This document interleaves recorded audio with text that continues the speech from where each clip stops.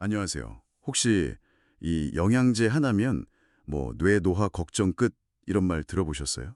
아니면 뭐 노력 없이 관절 건강 되찾으세요. 이런 광고 문구려 좀 솔깃하잖아요. 근데 오늘은 저희가 의학계의 목소리를 통해서 이런 손쉬운 해결책 너머의 진실, 이걸 좀 파헤쳐 보려고 합니다. 당신의 건강한 노년을 위해서 진짜 중요한 게 뭘까? 같이 한번 깊이 들여다보죠. 네, 그런 광고들 참 많죠. 건강 관리에 있어서 좀 쉬운 길을 찾고 싶은 마음, 이해는 가요. 하지만 때로는 그 길이 오히려 건강이라는 목적지에서 멀어지게 만들 수도 있거든요.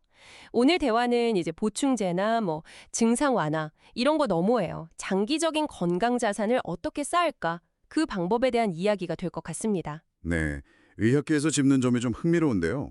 많은 분들이 그 혈압, 당뇨, 고지혈증 같은 만성질환 약 있잖아요.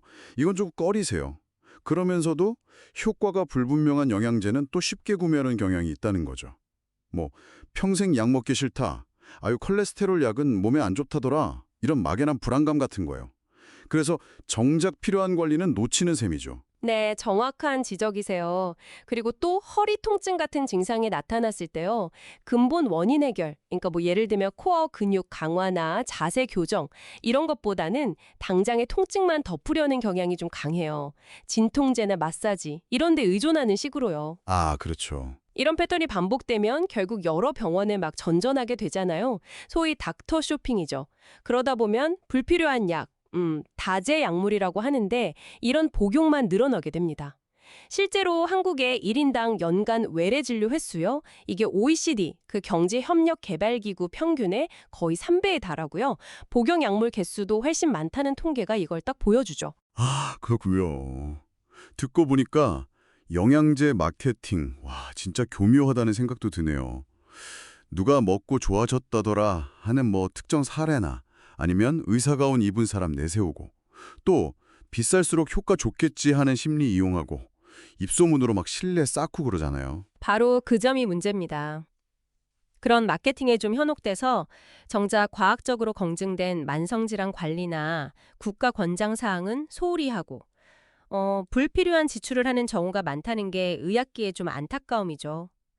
단순히 증상 완화에만 매달리다 보면 약은 늘고 장기적으로는 인지 기능 저하나 아니면 근감소증 같은 더 큰 문제로 이어질 수도 있거든요. 아, 그럼 의학계에서 진짜 중요하다고 강조하는 핵심은 뭔가요? 결국 노력 없이는 얻을 수 없다. 뭐 이거겠죠? 특히 뇌 건강이랑 근육 건강 이 두 가지 모두에 결정적인 게 바로 운동이라고요? 네, 맞습니다. 핵심은 운동입니다. 진짜 운동이요. 하지만 단순히 걷는 것만으로는 좀 부족할 수 있어요. 걷기가 물론 안 하는 것보다야 훨씬 낫죠. 근데 대사 활성도를 앉아 있는 것에 한 3배 정도로 높이는 수준이라서요.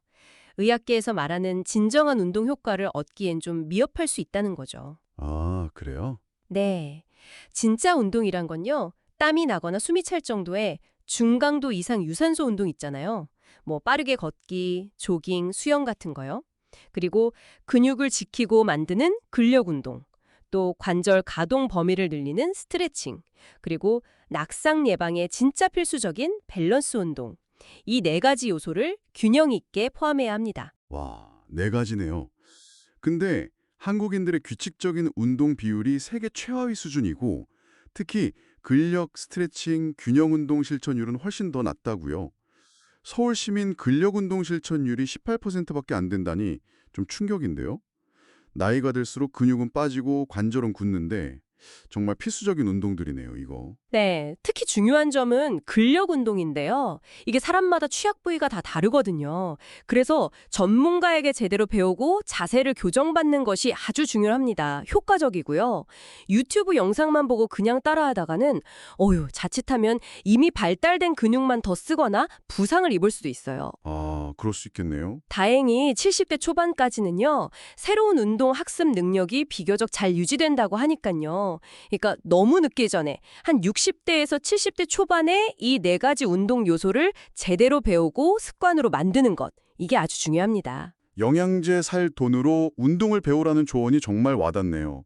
개인 운동 지도, PT 같은 거 비싸다고 생각할 수 있지만 사실 효과 불분명한 영양제에 매달 수십만 원씩 쓰는 거랑 비교하면 훨씬 확실하고 효과적인 투자라는 거잖아요. 네, 맞아요. 심지어 80대, 90대에도 제대로 된 운동으로 와상 상태를 벗어난 사례가 있다니 아이고 이미 늦었어 이렇게 포기할 필요는 전혀 없겠어요. 그렇습니다. 더 나아가서는요, 노화 자체를 바라보는 관점의 전환도 좀 필요해요. 일본 같은 경우는 노화를 막 싸워서 이겨내야 할 대상, 항노화, 엔티에이징 이렇게 보기보다는 삶을 더 풍성하게 완성해가는 시기, 그러니까 향노화, 에이징 웰로 받아들이는 움직임이 있거든요. 아, 향노화요? 네. 이런 긍정적 마음가짐이랑 함께 건강한 식습관, 그리고 꾸준히 실천하는 운동 포트폴리오, 그러니까 유산소, 근력, 스트레칭, 균형 운동, 이 네 가지를 균형 있게 가져가는 것이 중요하다고 할 수 있겠습니다. 오늘 의학계의 목소리를 통해 들어보니까요. 건강한 노년을 위한 열쇠가 값비싼 영양제나 즉각적인 통증 완화 이런 게 아니었네요. 꾸준한 노력과 올바른 생활 습관, 특히 다면적인 운동에 있다는 걸 다시 한번 확인했습니다. 결국 당신의 몸과 마음을 위한 진정한 투자는 당신의 노력 그 자체 인생이네요. 네. 마지막으로 스스로에게 한번 질문해 보시면 어떨까요? 나는 지금 당장의 편안함을 위해서 건강을 그냥 소비하고 있는가? 아니면 미래의 건강 자산을 위해서 꾸준히 노력하고 있는가? 이 질문이 당신의 건강한 내일을 위한 좀 의미 있는 시작점이 되기를 바랍니다.